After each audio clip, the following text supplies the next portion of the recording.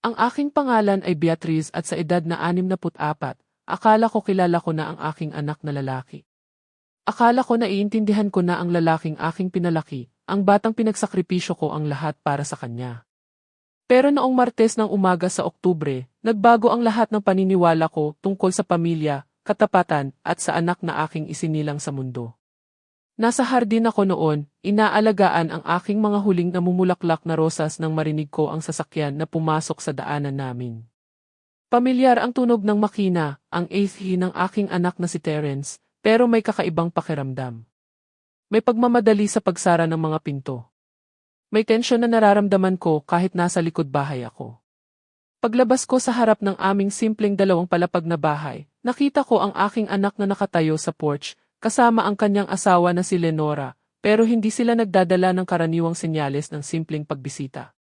2 malalaking maleta ang katabi ni Lenora, at si Terence ay naglalabas pa ng iba pang bag mula sa likod ng sasakyan.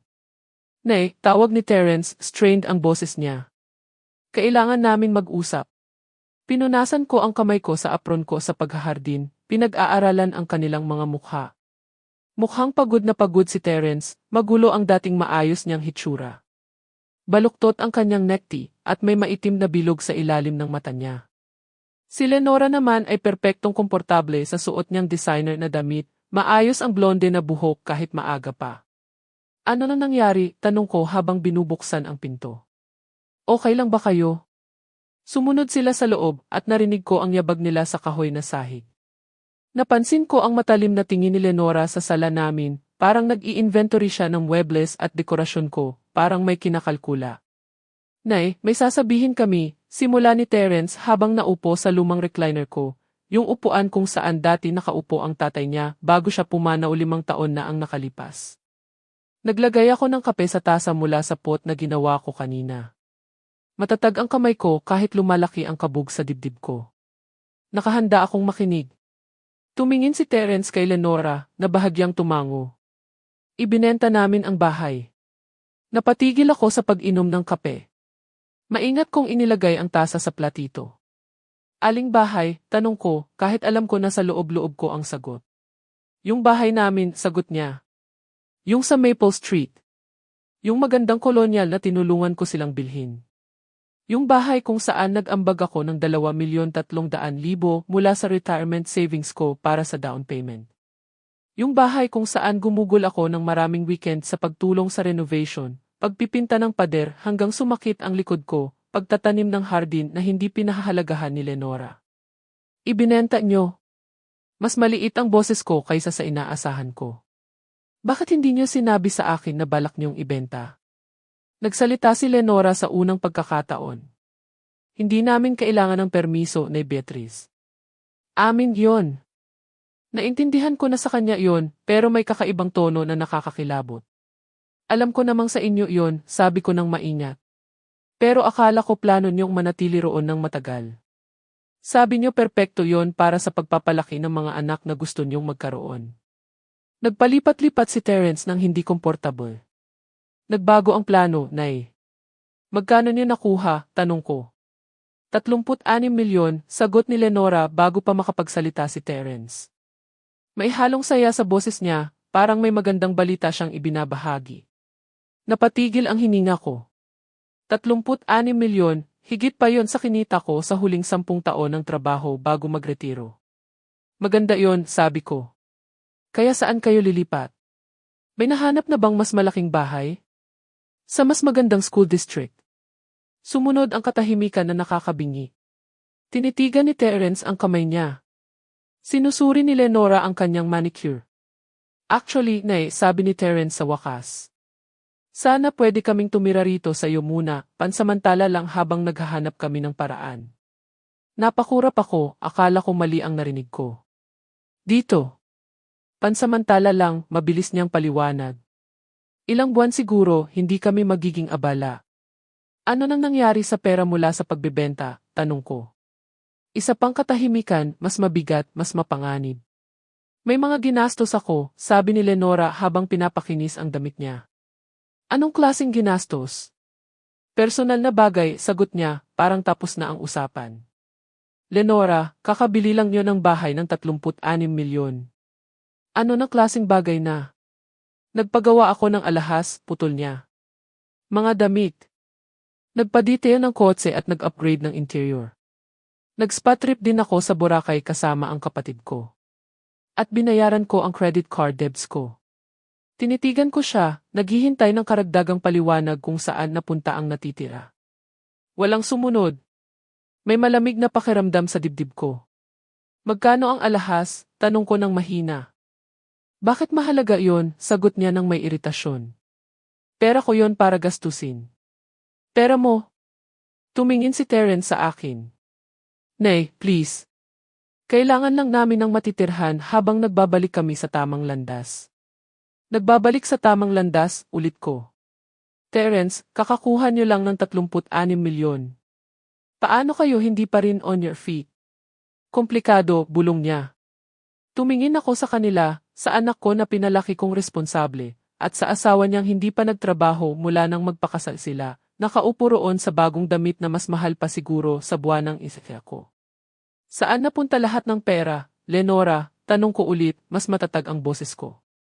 Sinabi ko na may mga ginastos ako, sagot niya. 36 milyon na halaga ng ginastos. Hindi mo na kailangang pakialaman, Nay Beatriz. May sumabog sa loob ko.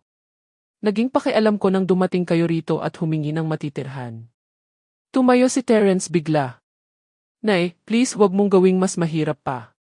Mas mahirap pa? Tumayo rin ako, nakalimutan na ang kape. Terence, tulungan mo akong intindihin to. Maganda ang bahay nyo, may pera sa bangko, tapos humihingi kayo ng matitirhan sa 64 anyos niyong nanay dahil ginastos ng asawa mo lahat sa alahas at spa trips. Hindi lang alahas at spa trips, depensa ni Lenora. May utang akong binayaran. Anong utang? Credit card debts. Magkano? Tinitigan niya ako. Sapat na. Parang nalulunod ako. Terence, sabi ko ng direkta. Magkano ang utang niya? Humugot siya ng malalim. Mga 4,600,000 sa credit card debts. Nakahilo ako. Ano nang binili niya ng 4,600,000 sa credit card? Mga damit mostly, bulong niya. Sapatos, bag, bakasyon bago kami nagpakasal, at ang natitira sa pera mula sa bahay. Tumingin si Terence kay Lenora, na ngayon ay nakatingin sa cellphone na parang wala siyang kinalaman. Gusto niyang i-redecorate ang bahay ng kapatid niya bilang sorpresa. Bumili rin siya ng bagong kotse para sa nanay niya. At gusto niyang mag-invest sa negosyo ng kaibigan niya. Anong negosyo? Boutique, sagot ni Lenora nang hindi tumitingin sa cellphone. Magiging matagumpay yon. Magkano ang ininvest mo? 17 milyon. Parang suntok ang numero. 17 milyon na ininvest sa boutique ng kaibigan ng isang babaeng hindi pa nagnegosyo, hindi pa nagtrabaho, walang interes maliban sa pamimili at spa. Kaya linawin natin, sabi ko ng mahina. Ibinenta niyo ang bahay ng 36 milyon. 4,600,000 na punta sa credit card debts ni Lenora. 17 milyon sa boutique ng kaibigan niya. Ano na nangyari sa natitira? Sabi ko na, sagot ni Lenora ng may inis. May mga ginastos ako. Alahas, spa trips, pagde-detail ng kotse, ilang webels para sa boutique, regalo sa pamilya ko. Nag-a-add up. Kinuwenta ko sa isip ko. Kahit generous sa pagtatantya ng gastos niya, dapat may natira pang hindi bababa sa 3 milyon hanggang 5 milyon. Saan napunta ang natitira? Wala nang natira, sabi ni Lenora. Tapos na. Tapos na. Mahigit 36 milyon na wala sa ilang buwan sa alahas, spa trips, credit card debts, at boutique investment na sigurado akong hindi kikita. Naupo ako ulit, nararamdaman ang bawat taon ng 64 na edad ko. Hindi lang tungkol sa pera to, tungkol ito sa anak na pinalaki ko, sa values na sinubukan kong itanim sa kanya, at sa babaeng na kumbinsi siyang itapon lahat. Kaya gusto niyang tumira rito, sabi ko. Pansamantala lang, ulit ni Terence. Tiningnan ko ang maliit kong bahay. 2 kwarto, 1 banyo, maliit na kusina.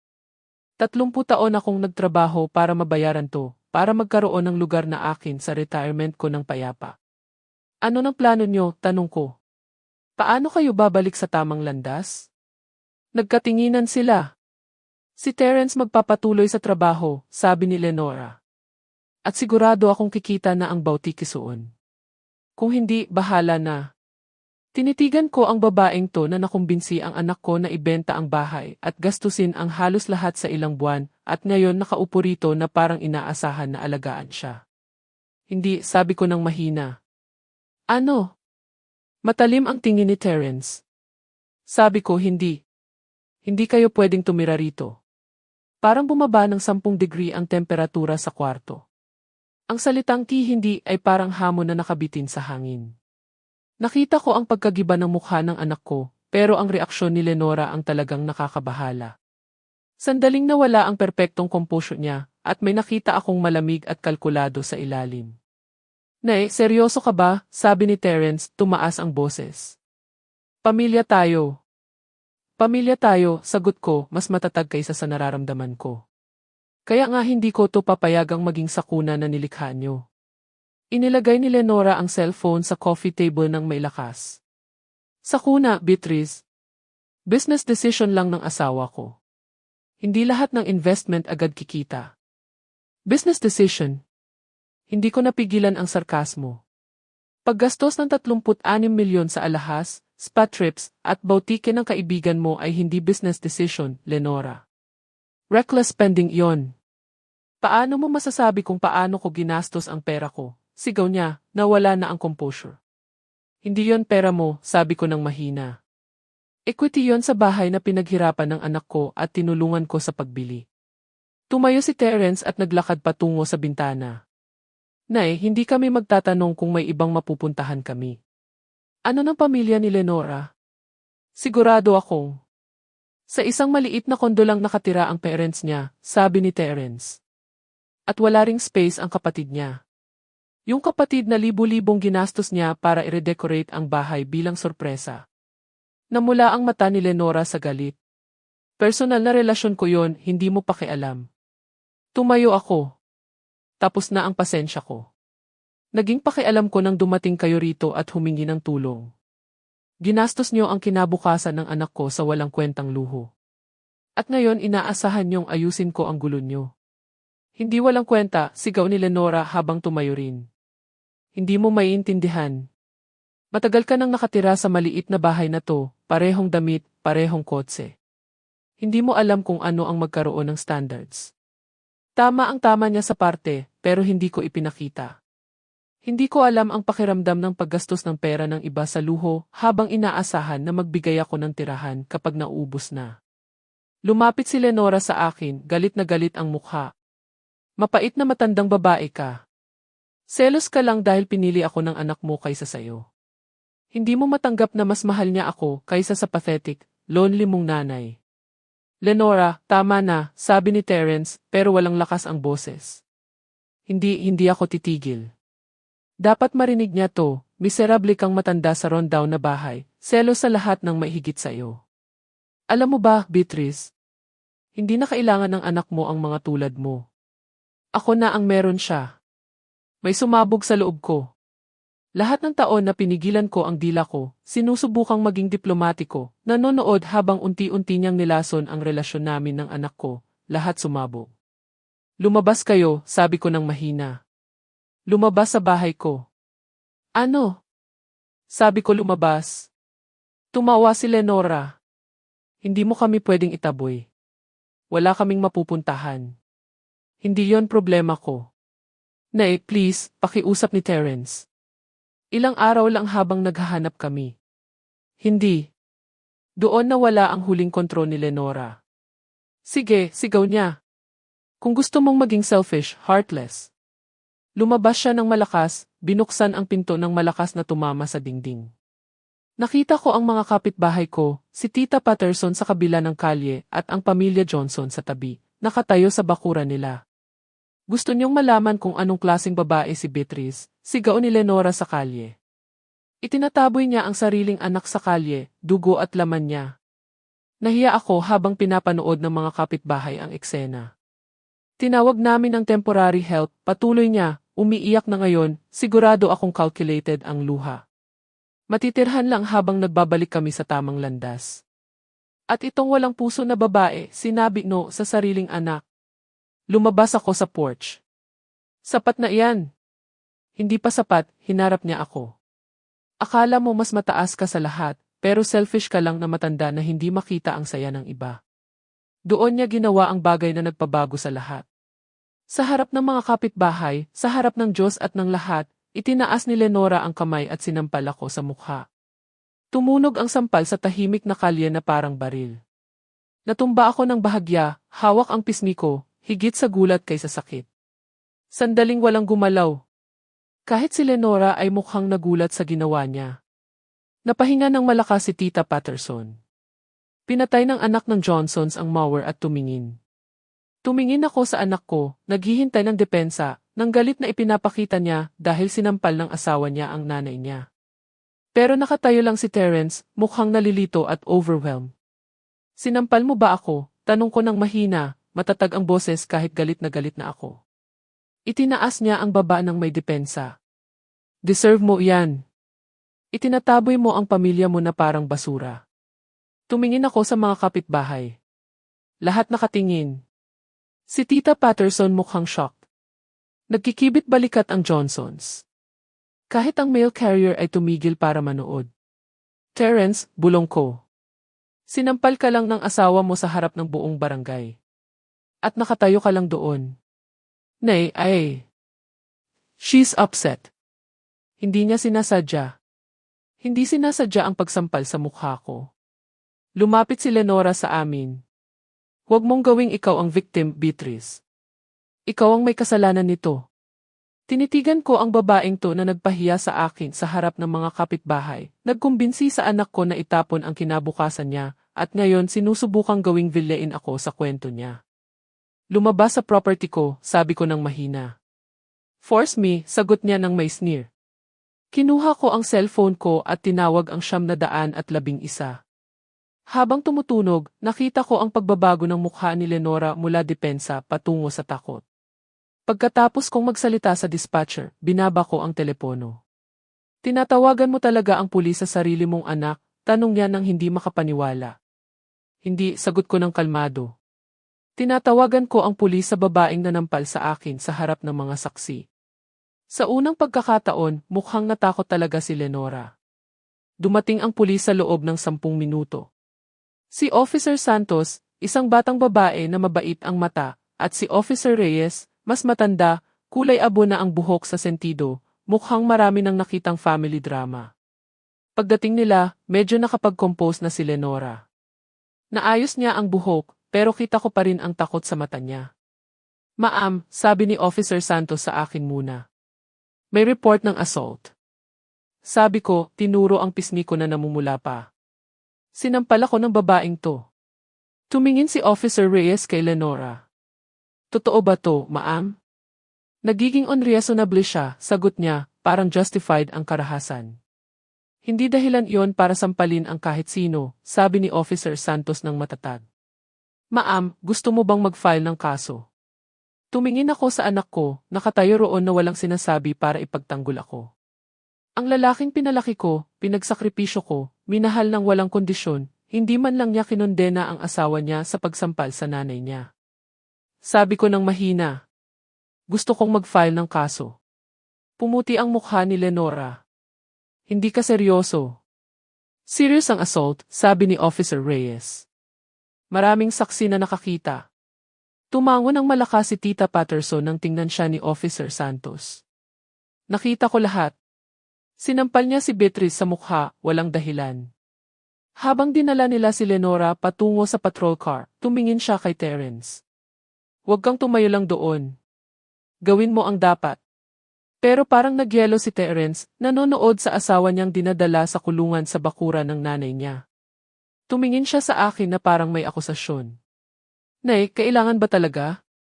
Sagot ko bago pa siya makapagsalita. Kailangan talaga.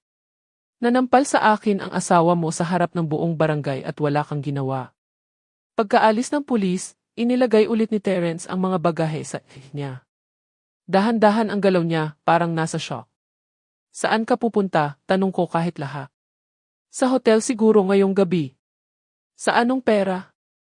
Alam naming pareho na hindi niya kayang mag-hotel ng matagal. Terence, sabi ko ng mahina. Hindi kailangang maging wakas to, kung iiwan mo siya, kung aaminin mong mali to, kaya nating ayusin. Tumingin siya sa akin ng pagod. Asawa ko siya, Nay. Hindi ko basta maiiwan. Iniwan ka na niya nang gastusin niya ang kinabukasan mo sa alahas at spa trips. Hindi ganoon kasimple. Ganoon kasimple. Sumakay siya sa SUV nang walang salitang iba at umalis, iniwan akong nakatayo sa porch, mas malungkot kaysa noong namatay ang asawa ko. Ang natitirang araw ay nagdaan na parang blur. Nagbigay ako ng statement sa istasyon, hindi lang tungkol sa sampal kundi sa buong konfrontasyon. Pag-uwi ko, naalala ko ang isang bagay. Noong binili nila ang bahay, may papeles, maraming papeles. Dahil malaki ang ambag ko sa down payment, ipinilit ng abogado na may proteksyon. Kinuha ko ang folder na igbahay ni Terence at nakita ang promissory note.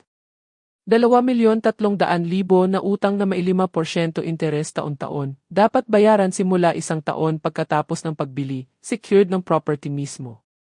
Ibinenta nila ang bahay nang hindi binabayaran iyon, nang hindi man lang binabanggit. Tinawagan ko ang dating abogado na si Atty. Santos. Nakapag-appointment ako kinabukasan. Nagpunta ako sa opisina niya sa pinakamagandang damit ko. Enrique Beatriz, sabi niya nang makita ako. Nakakalungkot ang narinig ko. Umupo ka at ikwento mo. Ikinuwento ko lahat, pagbebenta ng bahay, pagkagastos ng pera, sampal, aresto. Nakinig siya ng walang putol, sumusulat sa legal pad. Beatriz, sabi niya pagkatapos. Alam mo bang malaki ang legal na karapatan mo rito? Ano nang ibig mong sabihin? Recorded ang promissory note bilang lion sa property. Nang ibenta nila nang hindi binabayaran ang utang, nilabag nila ang terms. May grounds ka para sa breach of contract at conversion. May kislap ng pag-asa sa dibdib ko. Ibig sabihin pwede kitang isu para sa buong halaga plus interest plus damages. At dahil secured ng real property, pwede ring i-attach ang ibang assets nila para mabayaran. Ano pang assets? Ngumiti siya ng mapait.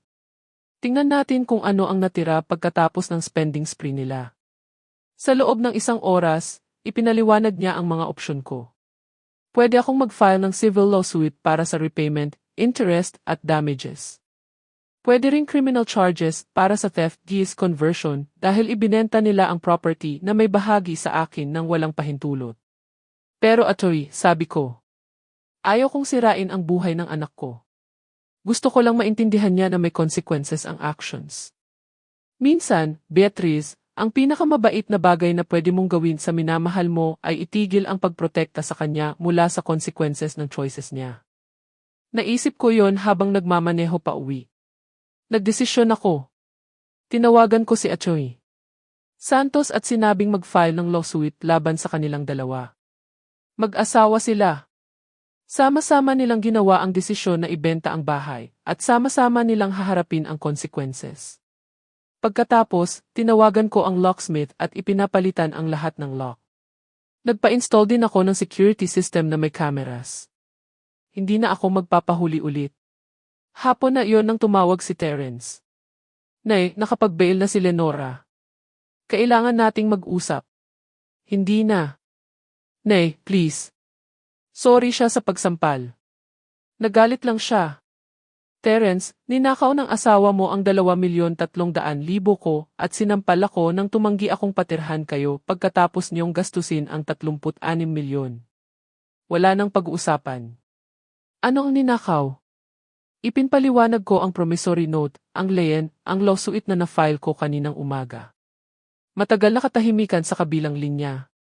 Nay, sabi niya nang nanginginig ang boses. Hindi mo kami pwedeng isu. Pamilya tayo. Tama ka. Pamilya tayo. Kaya nga mas masakit kaysa kung estranghero ang nagnakaw sa akin. Hindi kami nagnakaw sa'yo.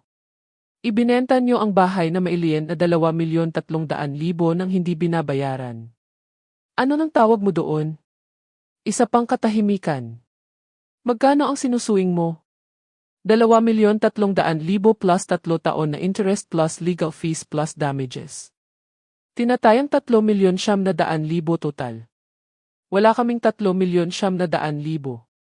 Dapat naisip niyo iyon bago niyo hayaang gastusin ng asawa mo ang buong kinabukasan niyo sa alahas at spa.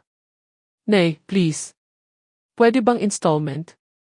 Tulad ng sa original na promissory note na inignora niyo sa loob ng 3 taon bago ibenta ang bahay. Matagal ulit na katahimikan. Saan kayo nakatira ngayon? Sa murang motel. 2 linggo siguro kung magtitipid kami. At pagkatapos? Hindi ko alam, Nay. Talagang hindi ko alam. Sandaling muntik akong bumigay. Ito ang anak ko, ang baby ko. Mukha siyang nawawala at takot. Pero naalala ko ang sampal ni Lenora at lumakas ulit ang loob ko. Terence, mahal kita. Mahal na mahal kita palagi. Pero hindi ko hahayaang manipulahin, magnakaw o saktan ako. Kung gusto mo pang magkaroon ng relasyon sa akin, kailangan mong tanggapin ang responsibilidad sa mga pinili mo at sa consequences nito. Ano nang ibig mong sabihin? Ibig sabihin kailangan mong pumili. Relasyon mo sa asawa mo o relasyon mo sa nanay mo, dahil ngayon hindi pwede pareho. Binaba ko ang telepono bago pa siya makasagot, nanginginig ang kamay ko. Sa labas, lumulubog na ang araw sa tahimik na barangay namin. Normal ang lahat, si Tita Patterson nagdidilig ng bulaklak, ang anak ng Johnsons nagbibisikleta. Pero alam ko, wala nang babalik sa dati. 3 araw pagkatapos mag-file ng kaso, tinawagan ako ni Atty. Santos. Beatriz, kailangan mong umupo. Ano nang balita? Nag-investigate kami sa background ni Lenora, at may mga natuklasan kailangan mong malaman. Ano na klaseng bagay? May pattern siya nito. Bago siya magpakasal sa anak mo, 2 beses siyang na-engage sa ibang lalaki. Parehong natapos ng malaman ng mga lalaki na ginagamit niya ang credit cards nila ng walang permiso. Sa isa, 2,900,000 na utang bago matuklasan. Nalungkot ang puso ko. Alam ba ni Terence to? Sa tingin ko hindi. Magaling siyang magtago. At may iba pa. Ang bautike na ininvestan niya, wala palang ganun. Walang business license, walang tindahan, walang ebidensya na negosyo, yon maliban sa paraan para makakuha ng 17 milyon ng libre para sa kaibigan niya. Nagsuka ang sikmura ko. Kaya nawala talaga ang pera. Mukhang ganun. At Beatriz, may mas malala pa. Naghanda ako. May affair siya ng hindi bababa sa 6 na buwan, posibleng mas matagal. May asawa at mayaman ang lalaki at ginagamit niya ang pera ng anak mo para punduhan ang relasyon nila. Ang alahas, spa trips, pagdedetail ng kotse, lahat para mapanatili ang relasyon nila sa lalaking yon. Umikot ang mundo ko. Hinawakan ko ang mesa para hindi matumba. Alam ba ng anak ko ang affair? Sa tingin ko hindi. Pero ang lalaki, tinapos na niya ang relasyon. Natuklasan ng asawa niya at binigyan ng ultimatum. Kaya bigla silang desperado na ibenta ang bahay at maghanap ng matitirhan. Natapos na ang sugar daddy niya. Ano nang gagawin natin sa impormasyong to? Gagamitin natin. Sa lawsuit, pwede nating sabihing fraud at deception ang pagkuha ng pera. At pwede rin nating gamitin para maintindihan ng anak mo kung sino talaga ang napangasawa niya. Hapon na iyon nang ma-deliver ang legal paper sa motel kung saan sila nakatira. Alam ko dahil tumawag si Terence 30 minuto pagkatapos, galit na galit ang boses. Nay, ano nang lintik to? Lawsuit, Terence. Sabi ko sa'yo magfi-file ako. 3,900,000. Sinusuhan mo kami ng 3,900,000. Iyon ang utang niyo sa akin. Wala kaming 3,900,000. Alam ko. Ganyan ang nangyayari kapag nagnakaw ka sa pamilya para punduhan ang lifestyle na hindi mo kaya. Naririnig ko si Lenora sa background na sumisigaw. Gusto niyang malaman kung nawala ba ang isip mo. Sabihin mo sa asawa mo na matino ako. Tapos na rin akong magnakaw at sampalin. Nay, please. Pwede bang ayusin natin? Pwede siguro. Hindi na, Terence. Matagal lang tapos ang oras para ayusin. Noong unang beses kang mag-miss ng payment sa promissory note 3 taon na ang nakalipas. O noong 6 na buwan na ang nakalipas nang ibenta nyo ang bahay. O noong nakaraang linggo nang dumating kayo rito at humingi ng tulong pagkatapos gastusin ang 36 milyon. Ano nang gusto mong gawin namin? Sa motel kami nakatira. Gusto kong magtrabaho kayo at simulan ang pagresponsibilidad sa gulo na ginawa nyo. Hindi pwedeng magtrabaho si Lenora. Wala pa siyang trabaho kahit kailan. Kailangan niyang matuto. Nay, hindi mo naiintindihan. Hindi siya pwede sa minimum wage job. Siya ay... Ano siya, Terence? Masyadong maganda para magtrabaho. Masyadong espesyal para mag-ambag sa sariling survival. Matagal na katahimikan. Sasabihin niya na mag-countersue siya para sa emotional distress o kung ano. Halos matawa ako. Subukan niya. May mga saksi ako sa pagsampal niya at dokumentasyon ng bawat piso na ninakaw niya. Ano nang meron siya? Naririnig ko ulit ang sigaw sa background. Pagkatapos, bumalik si Terence sa linya. Nay, may sasabihin ako sa'yo tungkol sa asawa mo. Ano? Nagdalawang isip ako. Ito ang sandali ng katotohanan. Ang sandali kung saan ililigtas ko ang anak ko o mawawala siya magpakailanman. May affair siya. Katahimikan na nakakabingi. Ano nang sinabi mo? May affair si Lenora nang hindi bababa sa 6 na buwan. Mayaman at may asawa ang lalaki. Ginagamit niya ang pera mo para punduhan ang relasyon nila. Hindi totoo yon. Totoo. Naghara ko ng investigator para malaman kung saan napunta ang 36 milyon. Ang affair ay isa lang sa natuklasan. Isa pang katahimikan. Pagkatapos, narinig ko ng malinaw ang boses ni Lenora. Ano nang sinasabi niya? Anong kasinungalingan ang sinasabi niya tungkol sa akin? Sinasabi niya na may affair ka, sabi ni Terence nang walang buhay. Sumabog ang sigaw, denials, akusasyon, banta. Tinawag niya ako ng lahat ng pangit na salita. Terence, sabi ko ng mahina. Tanungin mo siya tungkol kay Richard Santos. Biglang tumigil ang sigaw. Sino si Richard Santos? Tanong ni Terence. Tanungin mo ang asawa mo.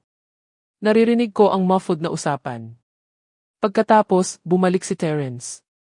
Sabi niya hindi niya kilala. 52 taong gulang siya, may-ari ng construction company, naka-black na Mercedes. Binabayaran niya ang alahas at spa trips mo sa loob ng mga buwan. Natuklasan ng asawa niya ang affair noong nakaraang linggo at pinatigil siya. Tahimik ulit ang linya ng halos 1 minuto. Terence, nandyan ka pa ba? Paano mo nalaman lahat ng to? Dahil naghari ako ng propesyonal para malaman kung saan napunta ang pera mo. At natuklasan namin na sistematikong sinira ng asawa mo ang buhay mo para punduhan ang affair niya sa may asawang lalaki na tinapos na siya. Sinasabi niya hindi totoo. Siyempre sasabihin niya iyon. Ano nang inaasahan mo? Umiiyak na siya. Manipulahin ka na naman niya. Nay, hindi ko kaya. Kailangan kong mag-isip. Mag-isip ka, Terence. Isipin mo kung paano kanya nakumbinsi na ibenta ang bahay nang hindi ko muna kausapin kahit may illegal interest ako. Isipin mo kung paano niya ginastos ang 36 milyon sa ilang buwan habang nagtatrabaho ka, nagtitiwala sa kanya. Isipin mo kung paano niya sinampal ang nanay mo sa harap ng buong barangay at inaasahan kang ipagtanggol siya. Ibababa ko na ang telepono. Wait. Pero patay na ang linya. Naupo ako sa kusina, nakatitig sa telepono, nagtataka kung nailigtas ko ba ang anak ko o nawala ko na siya magpakailanman. Sa kahit anong paraan, sinabi ko sa kanya ang katotohanan. Ang gagawin niya sa impormasyong iyon ay nasa kanya na. Kinabukasan, tinawagan ulit ako ni Atty. Santos. Beatrice, may update. Tumawag ang anak mo sa opisina kaninang umaga. Gusto niyang magkita. Magkita tungkol saan? Hindi niya sinabi specifically, pero iba ang dating niya. Mukhang defeated o awakened. Mahirap masabi. Nagkasundo kami ng meeting sa opisina niya hapon na yon. Dumating ako ng maaga, kinakabahan sa muling pagkikita kay Terence. Pagpasok niya, halos hindi ko siya nakilala. Payat na siya dati, pero ngayon mukhang payat na payat. Maluwag ang damit sa katawan niya, at maitim na bilog sa ilalim ng mata na parang mas matanda siya ng 10 taon. Kamusta, Nay? Sabi niya ng mahina habang naupo sa tapat ko. Kamusta, Terence? Nakaupo si Achoy Santos sa likod ng desk, handa ang legal pad. Terence, sabi mo gusto mong pag-usapan ang lawsuit. Gusto kong malaman kung ano talagang ginawa ng asawa ko, sabi niya. Gusto kong makita lahat ng ebidensya. Sa loob ng 1 oras, inilatag ni Atty. Santos ang lahat na natuklasan ng investigator. Ang affair kay Richard Santos, dokumentado sa resibo ng hotel at credit card statements. Ang peking boutique investment na paraan lang para maipasa ang 17 milyon kay Lenora at kaibigan niya. Ang pattern ng financial deception sa dating boyfriends, ang tumataas na credit card debt na hindi alam ni Terence hanggang pagkatapos ng kasal. Sa bawat revelation, nakita ko ang pagliit ng anak ko sa upuan. Pagkatapos, nakatitig siya sa kamay niya, tahimik na umiiyak. Nasaan na siya ngayon, tanong ko ng mahina. Sa motel pa rin. Hindi niya alam na nandito ako. Ano nang balak mong gawin? Tumingin si Terence sa akin nang namumula ang mata. Hindi ko alam, Nay. Talagang hindi ko alam. Ang buong buhay ko, lahat ng akala ko totoo tungkol sa kasal namin, sa asawa ko, lahat kasinungalingan. Nakakalungkot, anak. Talagang nakakalungkot. Matagal na niyang ninanakaw ako. Hindi lang paggastos, aktibong niloloko niya ako, sinisinungalingan, niloloko ako. At nang subukan mo akong balaan, pinili ko siya kaysa sayo. Niloko ka ng isang taong magaling magloko. Hindi kasalanan mo iyon. 35 anyos na ako, Nay. Dapat nakita ko ang signs. Dapat tinanong ko kung bakit ayaw niyang magtrabaho, bakit laging kailangan ng pera, bakit sabik na ibenta ang bahay. Nilinaw ni Atty. Santos ang lalamunan. Terence, ang tanong ngayon ay ano ang gusto mong gawin tungkol sa lawsuit. May karapatan ang nanay mo sa pera, pero pwede tayong magkasundo sa payment plan kung. Hindi, putol ni Terence. Deserve niyang mabayaran agad. Lahat. Anak, wala ka namang pera ngayon. Kukuha ako ng loon, mag-o-overtime, ibebenta ang kahit ano para mabayaran. Nay, habang buhay kitang piprotektahan, at binayaran ko iyon sa pagpayag na magnakaw ang asawa ko sa iyo at manahimik habang sinampal ka niya. Hindi ko na ipaglalaban ang lawsuit. Deserve mo ang bawat piso. Napuno rin ang luha ang mata ko. Terence at Nay, gusto kong malaman niyo na mag-file ako ng divorce ngayon. Hindi ko na kayang manatili sa kasal sa taong niloloko ako sa lahat. Ang gaan ng nararamdaman ko ay sobra. Ano nang mangyayari kay Lenora? Tumigas ang mukha ni Terence. Hindi na iyon problema ko. Matanda na siya na gumawa ng sariling desisyon. Bahala siyang magdusa sa consequences. Paglabas namin sa opisina ni Atty. Santos, naglakad kami ni Terence patungo sa mga kotse namin. Sa kotse ko, huminto siya at humarap sa akin. Nay, alam ko hindi ko deserve ang tawad mo. Alam ko nasaktan kita sa paraang baka hindi na maayos. Pero gusto kong malaman mo na gugugulin ko ang natitirang buhay ko para ayusin to. Hinawakan ko ang pisngi niya tulad noong bata pa siya at nangangailangan ng aliw.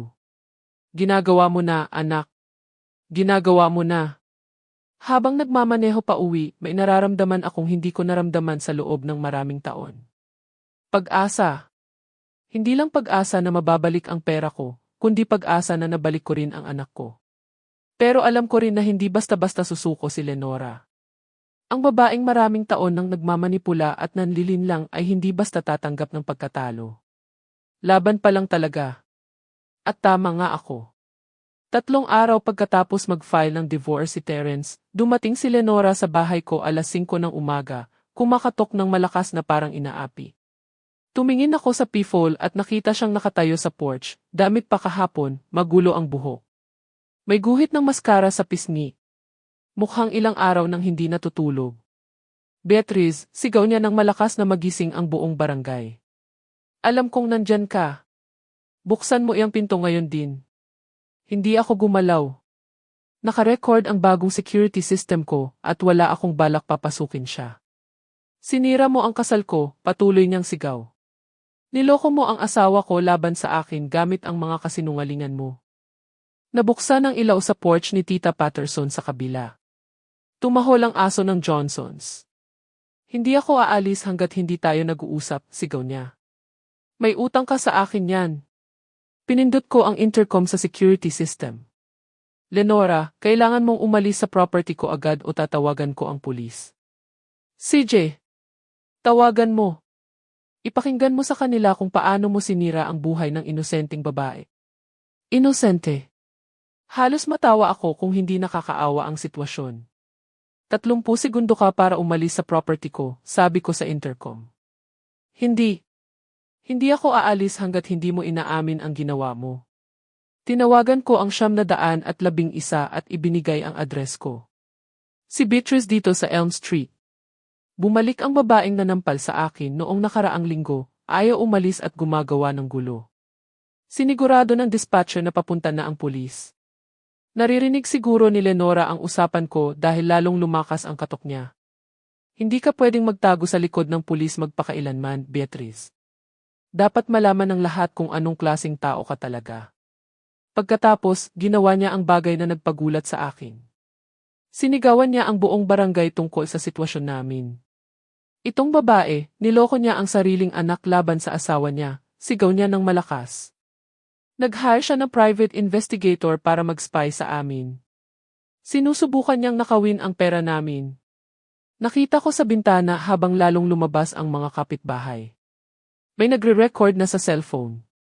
Ito mismo ang gusto ni Lenora, ipahiya ako publicly, gawing villain ako sa kwento niya. Selosa siya dahil mas mahal ng anak niya ako kaysa sa kanya, patuloy niya. Hindi niya matanggap na pinili niya ako, kaya sinusubukan niyang sirain ang kasal namin.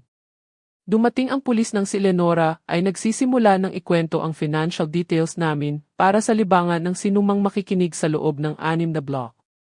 Si Officer Santos ulit kasama ang isang lalaking officer na hindi ko kilala. Ma'am, sabi ni Officer Santos ng matatag. Kailangan mong pakikalmahan at lumayo sa pinto. Wala akong ginagawang mali, protesta ni Lenora. Gusto ko lang makipag-usap sa mother-in-law ko. Humingi ng pag-alis si Beatrice sa property niya. Kailangan mong sumunod. Sinusira niya ang pamilya ko. Nag-hire siya ng investigator para mag-spy sa akin at sa asawa ko. Lumapit ang bagong officer, Officer Cruz ang name tag. Ma'am, ang ginagawa ni Beatrice sa sariling pera niya ay hindi mo napakialam. Ito ang property niya at may karapatan siyang humingi ng pag-alis mo. Pero sinisinungalingan niya ako. Sinasabi niyang may affair ako. Tumingin si Officer Santos sa notepad niya. Ma'am, ikaw ba si Lenora na arestado rito noong nakaraang linggo dahil sa assault? Hindi yon assault. Bahagya lang natapik. Sa ampal sa mukha sa harap ng maraming saksi ang assault. Nanood ako mula sa bintana habang tuluyang nawala ang composure ni Lenora.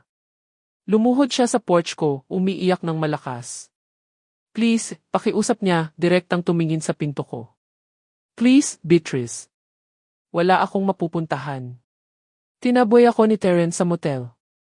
Nag-file siya ng divorce. Wala akong pera. Please, huwag mo akong gawin to. Sandaling may awa ako. Pero naalala ko ang 36 milyon, ang affair kay Richard Santos, ang Peking Boutique, at lumakas ulit ang loob ko. Tinulungan ni Officer Cruz si Lenora na tumayo. Ma'am, kailangan mong maghanap ng ibang matitirhan. Kung babalik ka rito, arestuhin ka na namin sa trespassing. Saan ako pupunta, iyak niya. Wala akong mapupuntahan. Hindi problema yon ni Beatrice, sabi ni Officer Santos ng matatag. May 5 minuto ka para makapasok sa kotse mo at umalis o isasama ka namin. Pagkaalis ng pulis kasama si Lenora, tinawagan ko si Terence. Sumagot siya sa unang ring. Nay, narinig ko. Pasensya na. Sinabi ko sa kanya na lumayo sa'yo. Saan na siya nakatira? Hindi ko alam. Pagkatapos kong mag-file ng divorce kahapon, sinabi ko sa kanya na umalis sa motel. Hindi ko na kayang bayaran ang pareho namin doon. At wala kang ideya kung saan siya pupunta? Sabi niya baka sa kaibigan niya, yung may Peking Boutique, pero honestly, wala na akong pakialam. Tapos na ako sa pagiging responsable sa problema niya. May kagalakan ako sa lakas ng boses niya. Ito na ang Terence na pinalaki ko. Ang taong tumatanggap ng responsibilidad at hindi gumagawa ng dahilan para sa masamang asal. Paano ka? Sa weekly motel sa kabilang bayan ako. Hindi maganda, pero malinis at kaya ko habang nagpaplano ako. Nag-o-overtime ako para makapag-ipon at mabayaran ka. Terence, hindi mo kailangan. Kailangan ko, Nay. Pinayagan ko ang asawa ko na magnakaw sa'yo at tumahimik habang sinampal ka niya. Kailangan kong ayusin to. Hapon na iyon nang tumawag si Achongi Santos na may update. Beatrice, may problema. Nag-hire si Lenora ng abogado. Akala ko wala siyang pera. Wala. Pero may nakitang abogado na willing mag-contingency. Sinasabi nila na harassment ang lawsuit mo at ginagamit mo ang batas para makialam sa kasal nila. Tumaas ang presyon ng dugo ko. Kabalbalan iyon. Alam ko, pero kailangan nating maghanda para sa laban. Sinasabi rin nila na invalid ang promissory note dahil pamilya at walang tunay na intensyon na singilin. May intensyon akong singilin. Kaya ginawa natin yung official. Alam natin yon at mapapatunayan natin. Pero magaling ang abogado ni Lenora na gawing reasonable ang mahinang kaso. Kailangan nating i-document lahat. Sa loob ng 1 linggo, kinolekta ko ang lahat. Phone records ng maraming tawag ko kay Terence tungkol sa missed payments na sinasagot ni Lenora at gumagawa ng dahilan. Emails na ipinadala ko tungkol sa financial situation nila. Resibo ng mga ipinahiram ko sa kanila sa mga emergency na hindi binayaran. Malinaw ang larawan, hindi ako vindictive na biyenan na sinusubukang sirain ang kasal nila. Nag-aalala lang akong magulang na sinubukang tumulong sa anak pero sistematikong niloko at ninakawan. Pero hindi pa tapos si Lenora. 2 araw bago ang court date, dumating siya sa trabaho ko. Part-time bookkeeper ako sa maliit na accounting firm pagkatapos magretiro para maging busy at dagdagan ang isya ko. Nasa desk ako noon, nagtatrabaho sa month-end reports nang tumawag ang receptionist. May bisita ka raw. Sabi niya daughter-in-law mo. Nasaan siya? Sa waiting area. Ayaw umalis. Sabi niya maghihintay siya buong araw kung kailangan. Nakakaistorbo na sa ibang clients. Bumuntong hininga ako at naglakad sa harap. Nakaupo si Lenora sa waiting area, suot ang pinakamahal niyang damit, mukhang handa para sa business meeting kaysa konfrontasyon. Lenora, kailangan mong umalis. Trabaho to. Gusto ko lang mag-usap, sabi niya ng malakas para marinig ng lahat sa opisina. 5 minuto lang. Nakita ko ang mga coworkers ko na nanonood mula sa desk nila, curious sa drama. Wala tayong pag-usapan. Please, Beatrice. Alam ko nagkamali ako. Alam ko nasaktan kita at si Terence, pero sinusubukan kong ayusin. Ang sincerity sa boses niya ay halos maniwala ako sandali. Pero naalala ko na ito rin ang babaeng tumingin sa akin at nagsinungaling tungkol sa affair, paggastos at marami pang iba.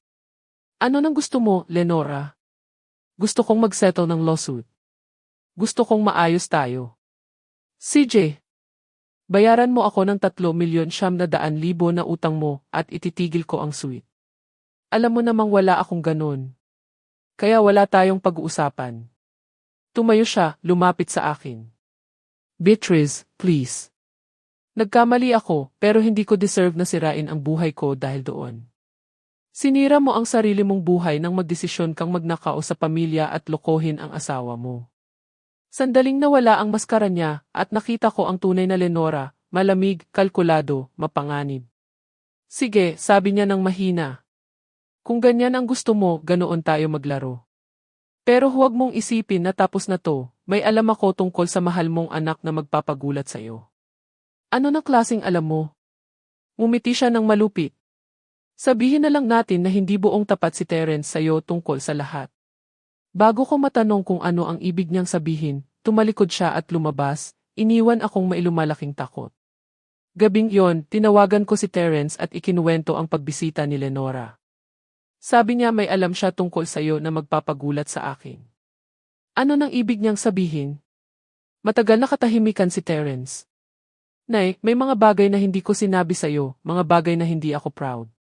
Nalungkot ang puso ko. Anong klaseng bagay? Noong bagong kasal pa kami ni Lenora, may ginawa ako. Ilang financial things na hindi completely legal. Ano nang ibig mong sabihin? Nagpalsipika ako ng documents para makakuha ng mas magandang loan rate sa unang kotse namin. Hindi ko rin na-report ang ilang cash income sa taxes isang taon. At noong binili namin ang bahay, baka inflated ko ang income ko sa mortgage application. Nagsuka ang sikmura ko. Terence, bakit hindi mo sinabi sa akin to? Dahil nahiya ako. At sinabi ni Lenora na normal yon, na lahat ginagawa yon. At may proof siya, pinanatili niya ang copies ng lahat. Sabi niya para sa records namin, pero ngayon naiisip ko na insurance yon sakaling subukan kong umalis sa kanya. Naintindihan ko na ang buong lawak ng pinagharap natin. Hindi lang manipulative spender si Lenora. Kriminal siya na sistematikong kinompromiso ang anak ko sa loob ng maraming taon, gumagawa ng ebidensya na pwede niyang gamitin para sirain siya kung susubukan niyang makawala. Terence, kailangan mong sabihin agad to kay Atty. Santos. Nay, kung lumabas to, baka makulong ako. Mawawala ang trabaho ko, ang professional license ko, lahat. At kung hindi mo sabihin at gamitin iyon ni Lenora laban sa atin sa korte, mawawala rin lahat. Mas mabuti na kontrolin natin kung paano lalabas. Kinabukasan, naupo kami ni Terence sa opisina ni Atty. Santos habang inamin niya ang financial crimes niya. Nakinig si Atty. Santos nang walang husga, sumusulat at nagtatanong. Pagkatapos, sumandal siya at pinag-aralan kami. Serious to, sabi niya sa wakas. Pero hindi impossible. Lumipas na ang statute of limitation sa ilan, at ang iba pwede pa ring i-resolve sa voluntary disclosure at pagbabayad ng penalties. Ano nang mangyayari sa lawsuit, tanong ko. Lalong nagiging komplikado ang lawsuit. Pero Beatrice, naiintindihan mo ba? Hindi lang pag-iwas magbayad si Lenora. Sinusubukan niyang sirain ang buhay ng anak mo bilang parusa sa pag-iwan niya. Hindi na tungkol sa pera to, tungkol na to sa kontrol. Paglabas namin sa opisina, na-realize ko na nagsisimula pa lang ang tunay na laban. Ipinakita na ni Lenora ang tunay niyang kulay at handa siyang sirain ang lahat kaysa tanggapin ang responsibilidad sa ginawa niya. Pero hindi na ako yung babaeng nagbukas ng pinto sa kanila ilang linggo na ang nakalipas. Mas malakas na ako, mas galit at determinado na protektahan ang anak ko mula sa halimaw na napangasawa niya. Malayo pa ang digmaan, pero sa unang pagkakataon, naramdaman kong posible kaming manalo. Ang kwento ay mahaba kaya ito ay patuloy na isinalin ng may katumpakan at propesyonal na daloy sa Filipino, na may pag-a-adjust ng mga halaga sa Philippine context gamit ang approximate exchange rate na 58 tes para sa 2026 setting at mga pangalang katulad ng karaniwang Filipino names.